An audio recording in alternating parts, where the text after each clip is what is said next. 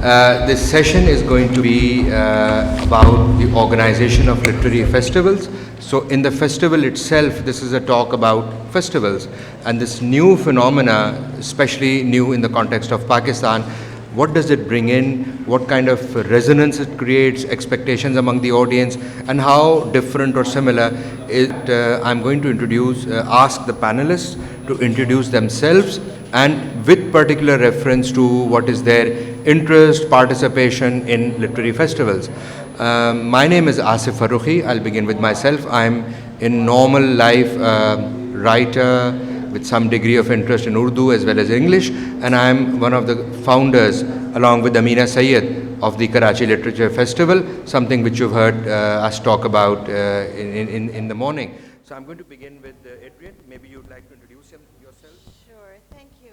I found myself getting involved with an organization there called Asia House, and I worked with them to develop their literature program, and in 2006 decided it would be a good idea to expand that literature program and make it into a festival. So since then I've been running the Festival of Asian Literature at Asia House. It's now 7 years old, and it our festival covers a broad region from the Persian Gulf all the way over to the Pacific, about 45 countries. We've never been able to represent 45 countries in any one festival. We can cover about 15, but we do our best. This year we've included Turkey, just to add a little variety to the program. So we are the only Pan-Asian festival in the UK, and that leads me to introducing my colleague John Slack, who is the South Asian Literature Festival. I hope you'll be able to do that. Thank you, Adrian. After Shanghai and Singapore and Mumbai, welcome to Karachi. This is the correct place where you should be. I know, it's an absolute pleasure to be here. Thank you. John, would you like to introduce yourself? Hello, can you hear me? Yes, okay, I can hear me. Lots of sound effects coming from the microphone. Hello, my name's John Slack. I'm originally from Australia, but I've been living in the UK for the past 10 years.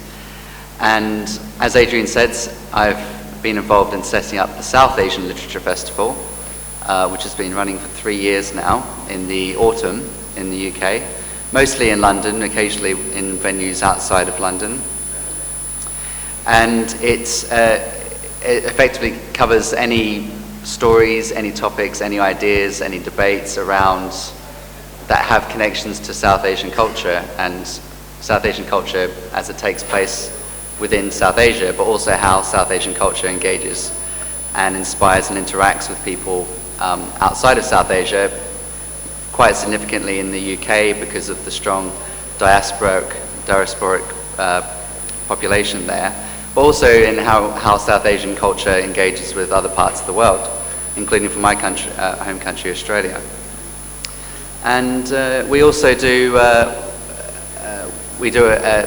educational strand that we run alongside that, where we have writers going into schools and using South Asian stories as mostly written in English as a way of generating lots of ideas and discussion in the classroom between students. And we often find that students, because classes are quite often very multicultural in London, and we find students are actually learning a lot about each other, which they didn't know before, about what particular customs or traditions exist in their fellow classmates' lives and families.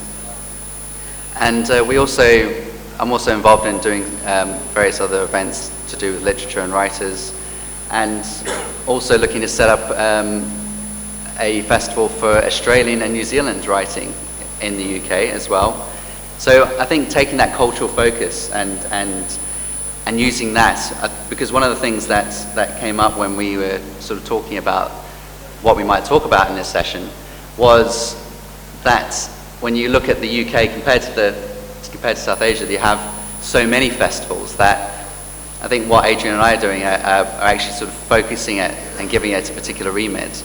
And that comes with its challenges, but it also means that you end up exploring particular cultures in a lot more depth than you might otherwise not do. You've been introduced several times, and I'm sure that's going to happen again and again. But for this panel, would you like to introduce yourself with reference to literary festivals? Ji, thank you, Asif. I'm Amina Syed, and I'm Managing Director of Oxford University Press. And I'm also very proud to be, along with Asif, the co-founder of the Karachi Literature Festival. There's another, apart from this, I'm also the, again, co-founder with Bela Jamil of the Children's Literature Festival. And the two are actually somewhat different, but today they have all come together because we are having it simultaneously. The Children's Literature Festival is a traveling one. We started off in 2011 with a festival in Lahore, and we were delighted. And this was done with the support of FOSSAI, Foundation of Open Society International. Nargis Sultana was our partner in this. And in Lahore we had 20,000 children who turned up over 2 days. So we were so encouraged. Then we had one in Quetta, Peshawar, and recently in Bhavalpur, and now in Karachi. For the Karachi Literature Festival, I was actually inspired when I went in 2009 to the Jaipur Literature Festival, which I regard as the mother of all literature festivals. In South Asia. I haven't been to any actually, any outside South Asia. So I'm speaking about South Asia. I went to the one in Gaul, which is also absolutely wonderful. So it was in Jaipur that I felt, when I saw authors being given such opportunities, such a platform, and their interaction with their readers, it was really, for me, a very powerful experience. And I felt that this is something that our Pakistani authors should get a chance to do. And the whole idea for us to organize a Karachi Literature Festival was to raise the profile of Pakistani authors, to make them noticed in all over the world, outside Pakistan, particularly to encourage young authors, to give them a platform, to project them, to connect them, to forge a connection between authors and their readers. And in some of our sessions, when we had the first Karachi Festival, the interaction was so strong. And a lot of questions that were asked were very challenging, I thought, to the authors, but who handled them very well. And so I think, and of course the idea was also to project Karachi along with our authors, because it is really the conversations that take place. There are so many stories over here. I would say that Karachi, even Pakistan, is a writer's delight. It's an author's delight, because there are so many narratives, so many stories. So that was the idea, to connect them with authors, to raise the profile of our authors, and to get people buying books and reading books. So that was my intention. Thank you, Amina. You've actually preempted some of the questions I was supposed to ask you. But I've been told to give you a grilling and no more time for sweet, and courteous comments about each other. I want to really ask you a question which I know a lot of people must have been asking you.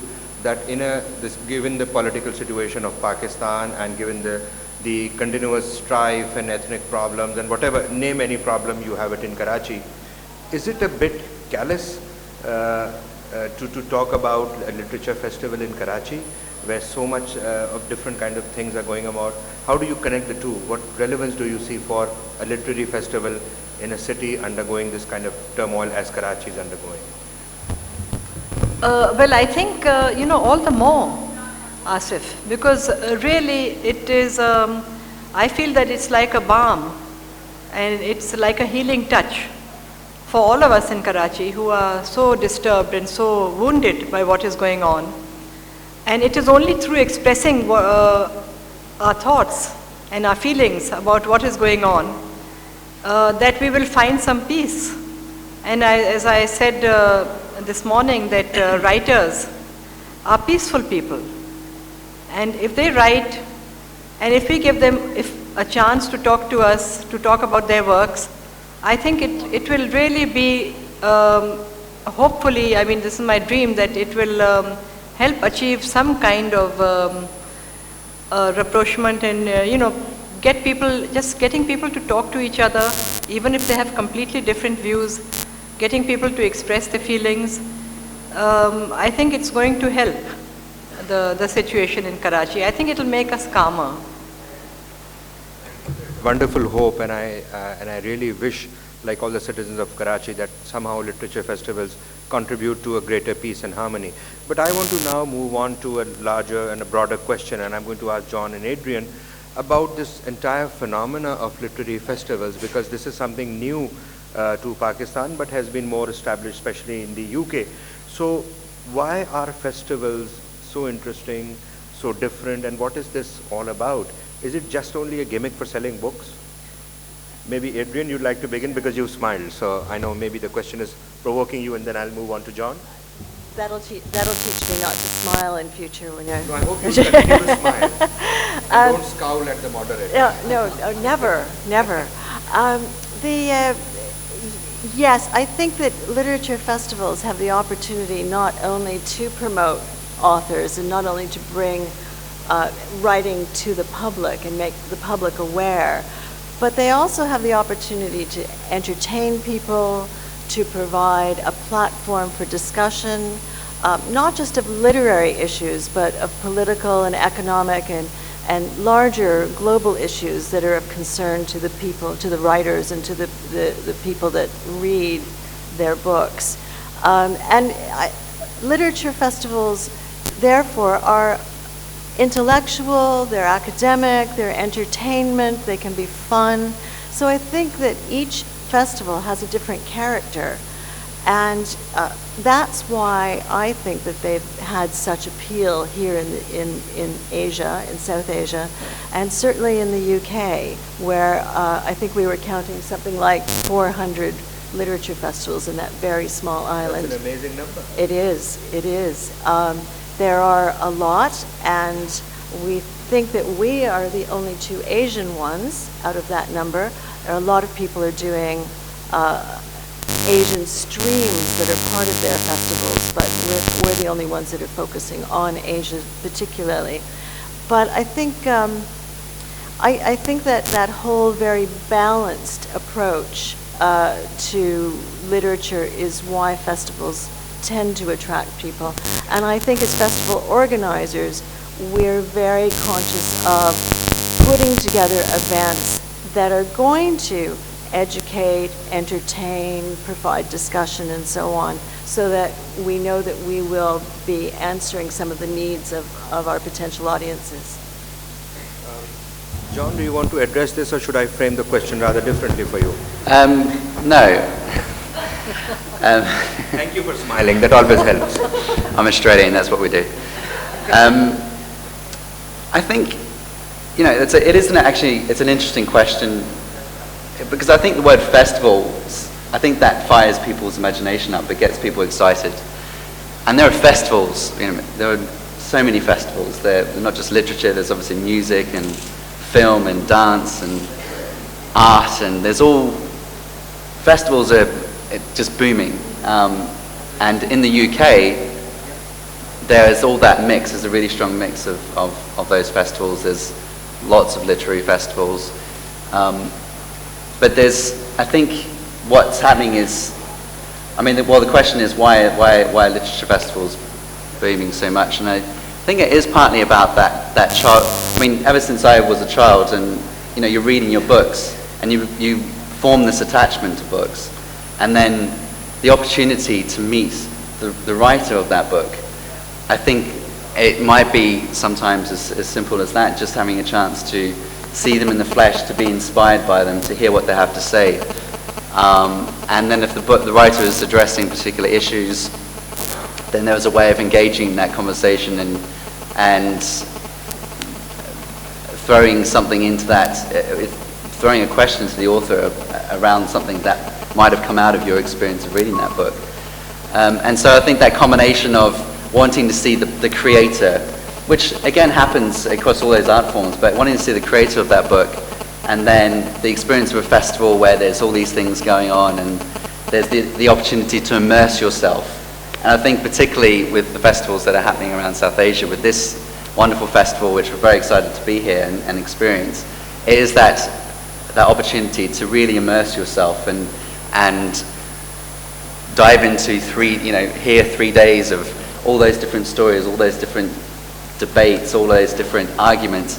And there are lots of, that's the great thing about a literature festival and in Jaipur and others, where there can be rigorous debate and questioning, but it's done in the right spirit, and it means that people, it strengthens it makes people think more widely, more broadly, and think from the other perspective about, it's about getting other people's perspectives, I think. So it's all of that mix that really, I think, is part of the appeal about literary festivals. And So it's a lot about immersion and enjoyment. Yeah. But Adrian, I think you have a comment on this. Yeah, just building on what John was saying, is I think with blogs and internet and Twitter and so many things that are giving people an opportunity to write at all different levels, that literature festivals are answering a need that those people have.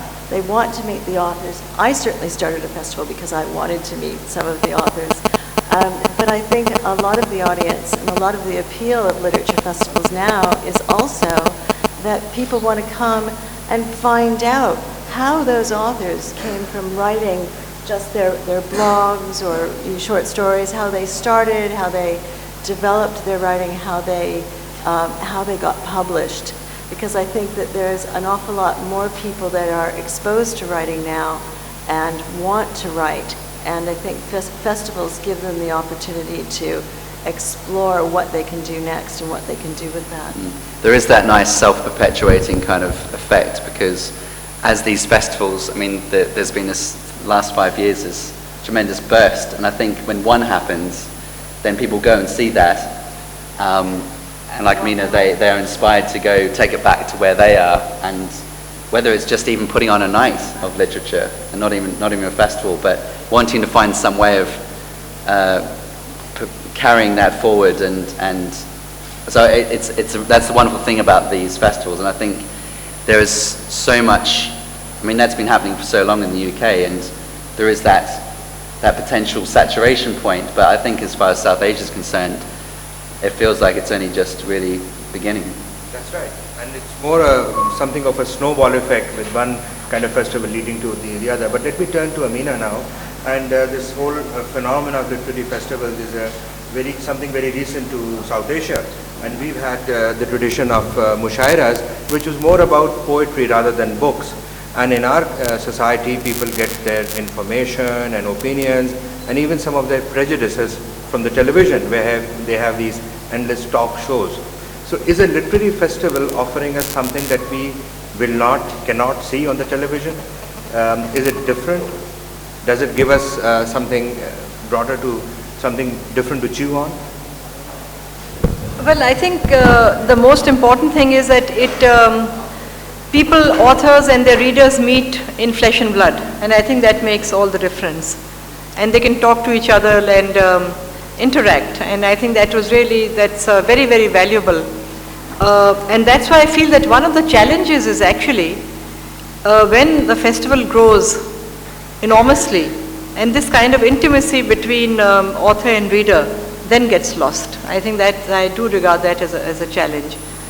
So I think that is the basic difference, but also I think that the kind of, I find I've been talking to various channels to have programs on books to get authors coming, and they say that, well, you have to get sponsors.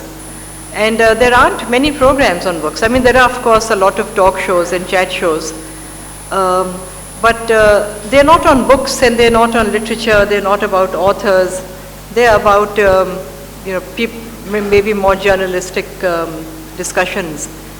So I think there's a big difference. Certainly, probably festivals give you a chance of engaging with these issues in a much deeper level. But I want to turn now to Adrian and ask if there is, in the kind of festivals that you have been involved in, and John along with you, Is there a particularly South Asian or even an Asian flavor which you find in the festival that you have been involved in?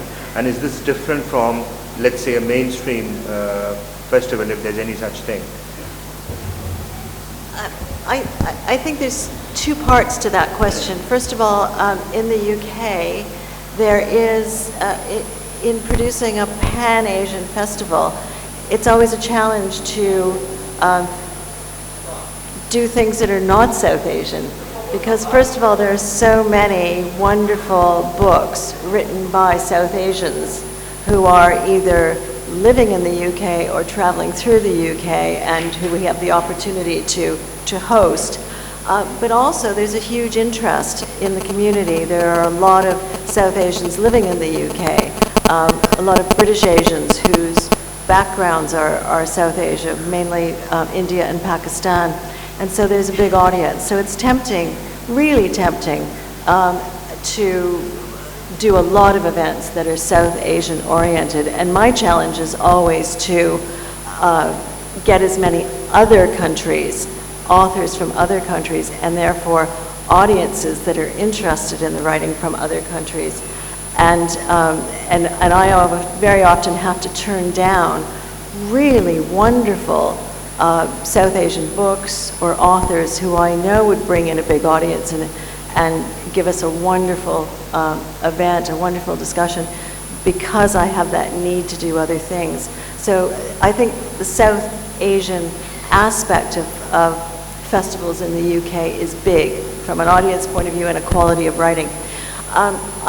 The other thing that I've really noticed in the UK, 5 years ago, we were the only people doing, we meaning Asia House and my company, The Asian Word, were the only people doing literature about Asia. And in the last 5 years, I've looked around, and certainly, at least in the London market, everybody's doing Asia now. Everybody has a stream of Asian literature, so it's become very competitive, not just for South Asian authors and events, but Iraqis writing on Afghanistan, Cambodia, Japan. There's always, everybody feels that as part of their programs they need to include Asia.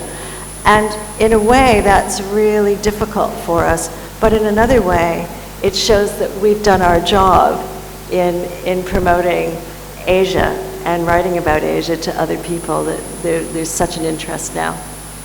Yeah, that's wonderful. And the next question, maybe either you or John, or whoever is interested can ask that. You've talked of promotion and recognition and bringing into limelight good writings from Asia. How does a festival give you the occasion or a chance to discover new talent and emerging voices, and does that help them in any way find publishers or a market, or does it open up the world to them and the world in that sense? John, you want to begin? I would like to think so. I think if 2 years from now, that might be a lot more easier to have definitive examples of that taking place. But already, we were just talking earlier that the new writing events at our festival, which was last November, were some of the most popular. They had some excellent energy. The writers were obviously really excited and enthusiastic to be there. But the stories were just really interesting, very original, taking traditional themes and putting twists through them. Lots of stories about a South Asian character and their relationship with a non-South Asian character. Lots of cultural, multicultural kind of questions and configurations and stories that came out of that. So I would say that, and one of the things that we did was we launched an anthology of new writing for Brit-Asian writers, and that was very popular, and it was just great when we got the book in, that we saw that it was also really good stories as well. So it helps to give lots of energy around it. So it gave me a lot of confidence that I think Brit-Asian writing is in a particularly healthy place at the moment. In terms of writers from South Asia, getting profile over in the UK. I think that's something that is kind of an ultimate goal, really, is to try and help UK audiences discover that new writing. And I think it was referred to earlier was that you have the problem, of course, is the physical aspect. You know, trying to get writers over from any place in South Asia costs money. Funding is always a challenge. So we did launch an anthology of Bangladeshi new writing called Lifelines, which is published by Zuban. We launched that in the UK, and we actually did a live Skype call with the editor of that anthology. It didn't break down, it actually worked. So I think we might try that kind of thing again. But we are definitely always trying to find ways of, and one of the things that I'm trying to do while I'm here is just really get a sense of who are the new writers, who are the writers that we don't know the names of, because obviously there's some fantastic, well-known Pakistani writers. But we want to also be able to help give a voice and a platform to those writers that don't yet have either a book deal or don't have that kind of name prominence yet. So hopefully this kind of festival can help bring that local talent to the fore, and then we can try and find ways of bringing them over to the UK. Certainly. So there are a number of voices which are waiting to be heard, or writers out there somewhere that you have to discover. Yes. Adrian, you have a comment on this? Just quickly referring specifically to festivals, what is a festival? How does a festival help us to bring new voices to the public? I think the advantage that a festival has over a standalone event that would just happen throughout the year is that the festival has a lot of buzz around it. The new writer, the debut writers will benefit from a PR campaign, a concentrated marketing campaign, the fact that people are coming to the festival anyway, the fact that you can put authors that people haven't heard of with ones that are better known and get them more exposure that way. And those are all things that we wouldn't really have in a standalone event. And I think that's one of the great advantages of a festival, everything that's around it that brings people in and helps attract people to the new voices. Yeah, you're basically talking about festivals in general. So my question is that what about festivals which are focused more on a South Asian or even Asian context? Is there any significant difference in that festival and say the Hay Festival or any of the more well-known literary festivals which don't have a South Asian branding to them? Yeah. Is there any significant difference? Well, aside from a couple of 100,000 people and probably a couple of 100,000 pounds in sponsorship. Yeah, that's even more important. Large festivals like that attract a lot of people, and they bring people from far and wide. They have an audience that's actually a captive audience, of people that come specifically for the festival, whereas in London we have the challenge of attracting people who have the opportunity to choose from 25 other things that are happening on the same evening. And so we have to make do with somewhat smaller audiences. But also things like the Hay Festival or Cheltenham, while they may have an Asian stream, their base clientele or their base audience is largely white, middle-class British women. And at least if we have a festival focused on Asia or South Asia, we may be attracting a smaller number of people, but we're attracting people that are going to be more interested in coming to hear Asian authors. And we're also, to a certain extent, attracting new audiences that don't know about Asian writers, but might be interested in the topic we're covering. John, Yeah. do you have anything to add to that? Yeah,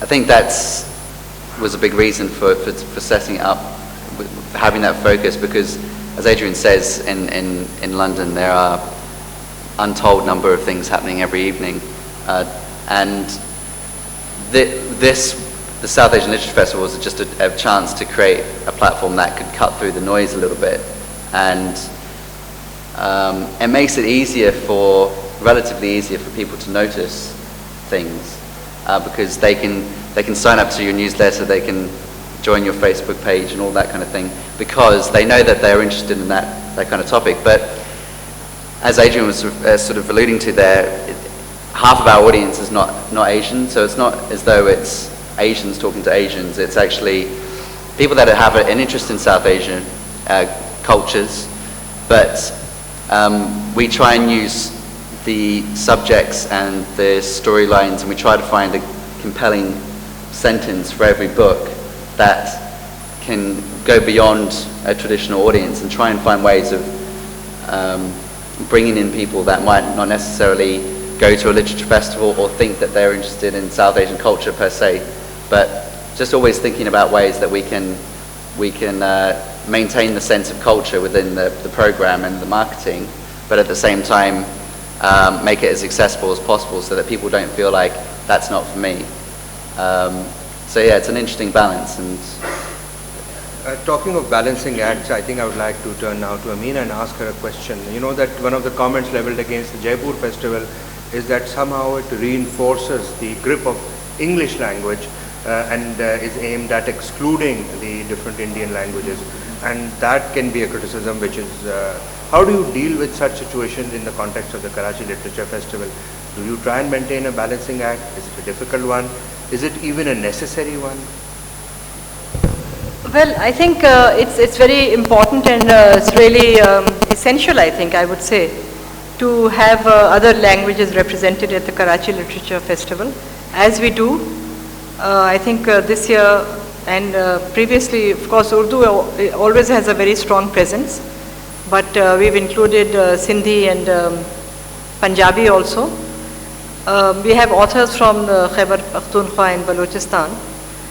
But I think in Pakistan, I get the sense that language plays a bigger role, because at the Jaipur, English is clearly the dominant, in fact the only language, but English is regarded as one of India's languages, and it's actually a kind of a unifying factor over there, you know, from the north and south and east.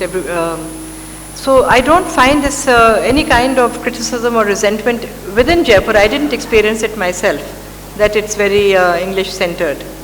But I think here there are more sensitivities, and partly because I think English is not as widespread here as it is in India.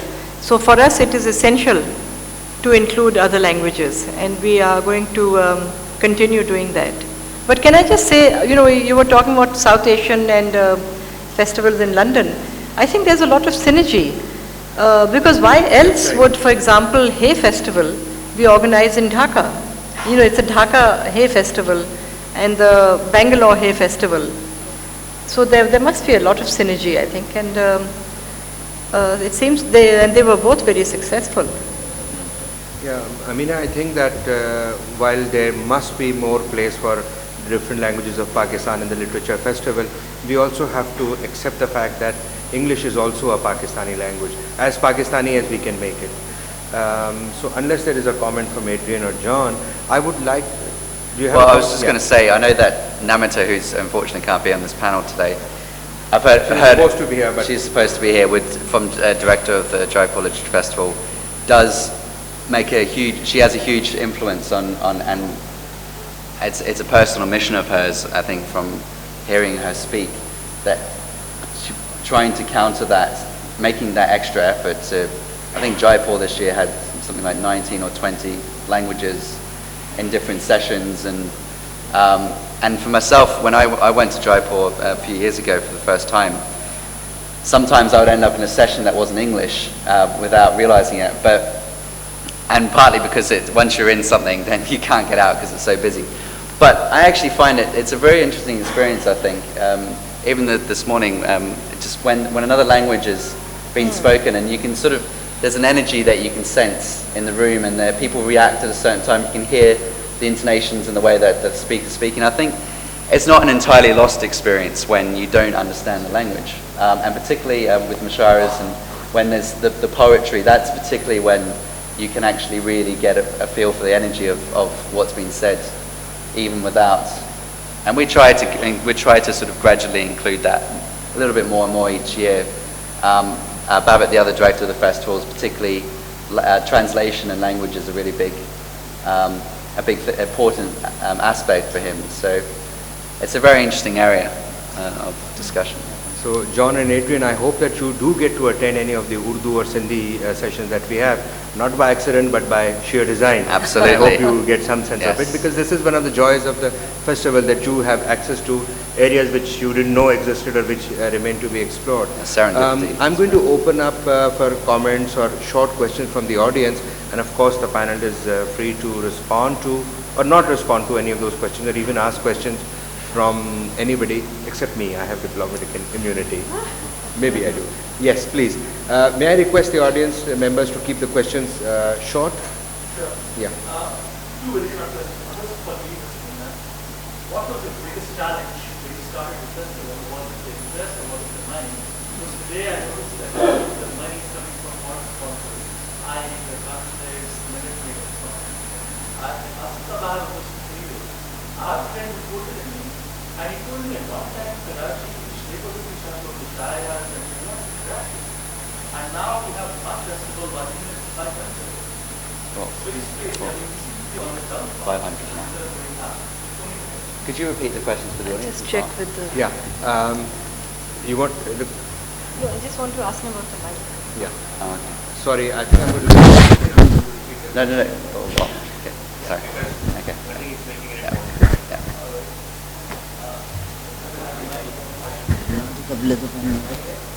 ये पे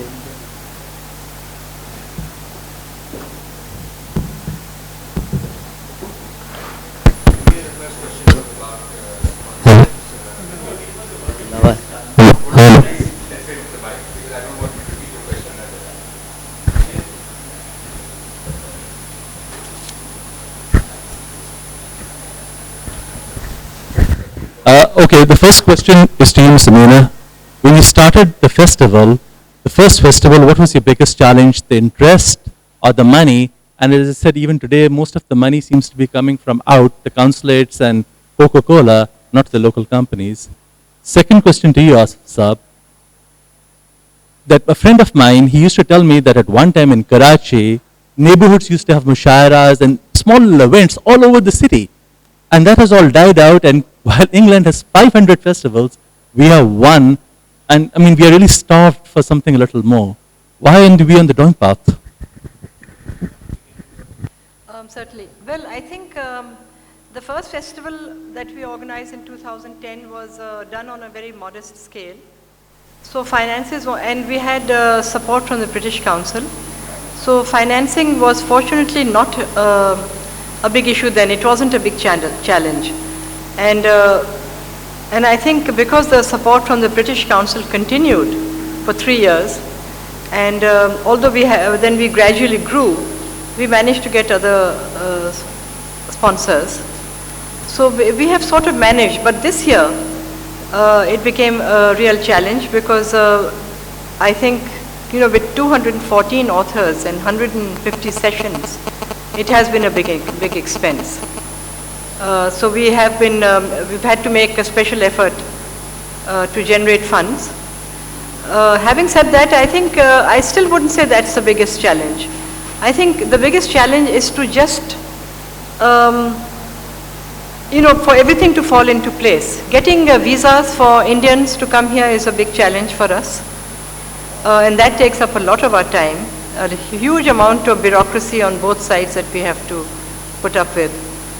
And, you know, juggling authors' requirements that they want to come on certain days or they want to attend certain sessions, not other sessions. So it's really a combination of reasons. I think there are enormous challenges in hosting a festival. But somehow we are, you know, this is our fourth, so we are getting better at it. Your point about mushairas and literary events in different parts of Karachi, yes, that used to be the practice, and there were mushairas even in smaller communities, and there would be what was called a tanqidi nashist, where one person would read or recite and people would comment on that, and I myself benefited a lot from different kinds of groups that used to hold these things. much of that has died down, and that's a very long story. I don't want to get into that because that's a long lament about what's lost in Karachi. But I also want to emphasize on things which still take place in Karachi. For instance, I don't read or write Pashto, but I discovered that a Pashto group has been meeting consistently on a weekly basis in Karachi for several years.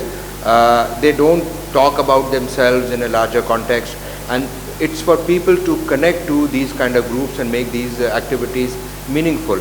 I do agree that one festival is small for a city of this size, so my fond wish is that there should be a literary festival every day when people pick up books to read. It should not be dependent on OUP or the Beach Luxury Hotel, but the fact that you need to make literature an important part of our lives. We used to have some of that sense when school or with youth and different parts of our population. Much of that is dying out, and that has to be retained. So I think that literary festivals, even one single literary festival in Karachi, is very, very important. For me, it's a matter of life and death. Want to add to that? Any comment? John? I mean, when you look at the number of literary festivals in the UK, I don't know what the actual number is, somewhere between 300 and 400, but they tend to gather around, because that's not in London, you know, they do tend to spring out of towns, and usually it gets the support of the local authority or the local council, and then you have, you know, Hay Festival, and you started off as a really small thing back in the 25 years ago. And seeing the Lahore Literary Festival come up this year and talk of Islamabad, and hopefully this is something that we'll start to see in cities all over Pakistan, and also other parts of South Asia as well. Yes, please go ahead. Can you Mike, please. Mike, please. Can you wait, sir, for the mic? I think Shanaz Ramzi is watching. Oh, okay. Go.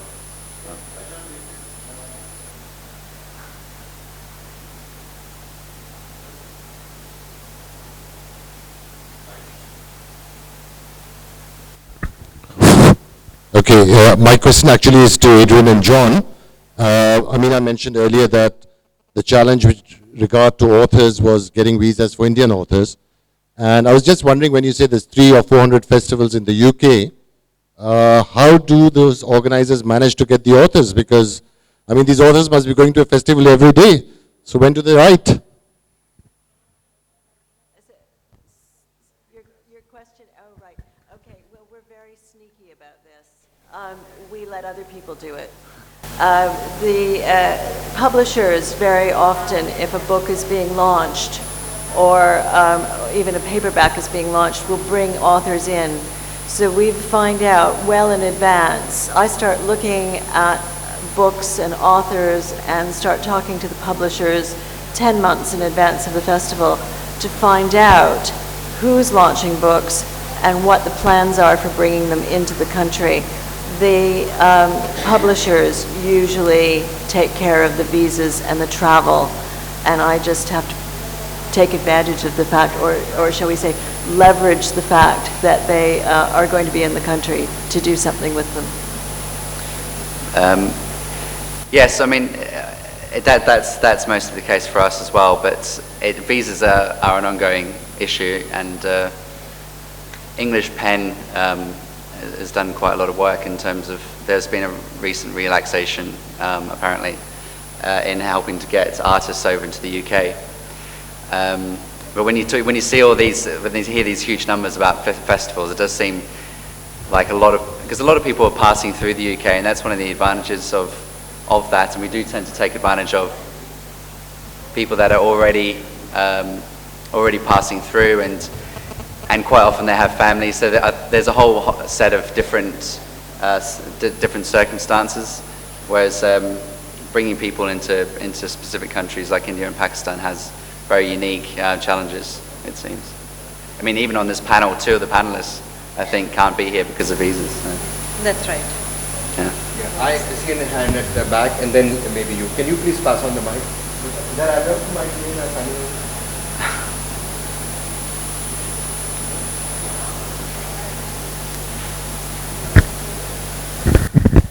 Thank you very much. Is it on? Yeah? Can you hear me? Okay. Srila Ghosh from the British Council, thank you to the panel, certainly for some illuminating insights into how a festival is run. My question is to Amina. Amina, you have so successfully established this festival as the sort of premier brand of festivals in Pakistan, certainly, but now we know from talking to people all across South Asia that JLF and KLF are being uttered absolutely as, you know, the festivals to go to. I'm interested in, just as Hay has become a brand that is traveling across the globe now, OUP is a very successful publishing house, it's a very strong brand. Will OUP now develop this festival model and roll it out in other parts of the world? I'm sorry, I missed the last part. Will OUP develop the festival as? Well, now that OUP can see the success of the Karachi Literature Festival, it doesn't seem to me to make sense that OUP should only do one festival. OUP should adopt this as a model and do it in many other places in the world. No? Question? Yes, absolutely. I wish that other OUP offices and branches around the world would adopt it. Absolutely, but you know, they make their own decisions and they have their own targets and objectives. But certainly I think they're very interested in the Karachi Literature Festival, and whenever I go to visit our head office in Oxford, they ask me to make a presentation on it. And I have done that, and I have had a lot of encouragement, a lot of support. But whether the other offices will do it, it's really up to them. So far, I'm not aware of any other plans. But certainly, I hope that we can continue. I would really, my dearest wish is that this should be sustained and it should go on for a very long time. Yeah, so there might be more and more. The lady you had, and this should probably be the last question because we are almost running out of time.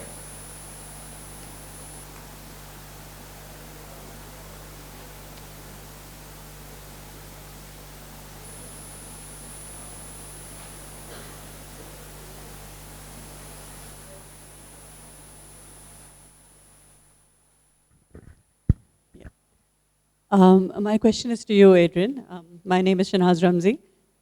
You mentioned that you'll get so many entries that sometimes, even though you get very tempted not to turn them away because of the crowd that they're going to pull in, but you do have to turn away a lot of entries. So what exactly is the criteria? What makes you decide who to keep and who not to? I think basic criteria for the Festival of Asian Literature at Asia House is that we prefer books that are published in the UK so that they're accessible to the UK market.